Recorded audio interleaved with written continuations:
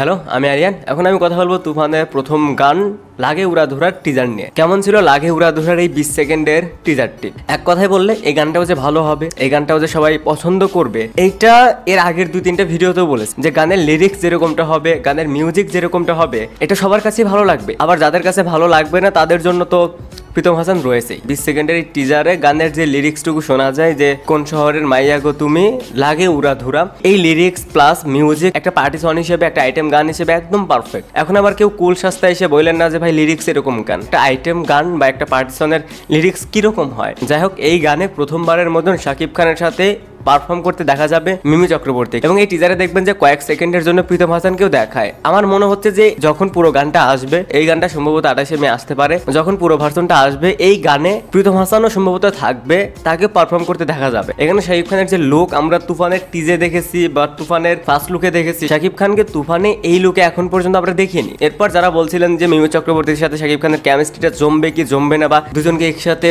কেমন লাগবে, তো যারা বলছিলেন এই কথাগুলো তারা এই গানের টিজার দেখুন। শাকিব খান এবং মিমিকে একসাথে দেখতে বেশ ভালো লাগছে, প্লাস এদের পারফরমেন্সও যে এখানে ভালো হবে সেটা এই 20 সেকেন্ডের টিজ দেখে মনে হচ্ছে। একটা ফিল্মের ক্ষেত্রে গান যত বেশি ভালো হবে, গানগুলো যত বেশি পপুলার হবে, সেই ফিল্মটা নিয়ে অডিয়েন্সের আগ্রহ ততটা বাড়বে। তুফান টিম চাইলে কি পারতো না যে এই গানটা প্রীতমকে দিয়ে না করিয়ে অন্য কাউকে দিয়ে করাই, বাট তারা কিন্তু সেটা করেনি। তারা জানে যে এই সময় প্রীতম হাসানের একটা দারুণ ক্রেজ রয়েছে, আর প্রীতম হাসানকে একটা গান করালে সেই গানটা ভালো হবে, গানের মিউজিকটা ভালো হবে। এর চেয়ে বড় কথা এই গানের যে লিরিক্স গুলো হবে, আমি এর আগের একটা ভিডিওতে বলেছিলাম যে গানের লিরিক্স গুলো একটু ওল্ড টাইপের হবে, আর এই গানগুলোর জন্য প্রীতম হাসান একদম পারফেক্ট। নরমালি শাকিব খানের এভারেজ গানও অনেক বেশি হিট হয়, সেইখানে গানের মিউজিক যদি ভালো হয়, গানের লিরিক্স গুলো যদি আরো বেশি ক্যাচি হয়, বা সেটা যদি শুনতে ভালো লাগে, সেটা যদি ভিজুয়ালি দেখতে ভালো লাগে, তাহলে সেই গানটা জাস্ট ব্লাস্ট করবে। আর বললামই তো, এই গানটা সম্ভবত 28 তারিখে আসতে পারে। 20 সেকেন্ডের এই টিজারে গানের লিরিক্স, গানের মিউজিক, কোরিওগ্রাফি, গানের সেট ডিজাইন, শাকিব খান মিমি চক্রবর্তীর কেমিস্ট্রি, ওনাদের স্ক্রিন প্রেজেন্স ভালো, ওনাদেরকে দেখতে ভালো লাগছে।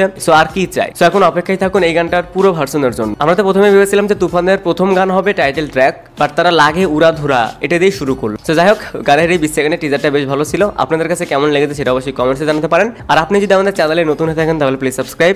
Thanks for watching, by.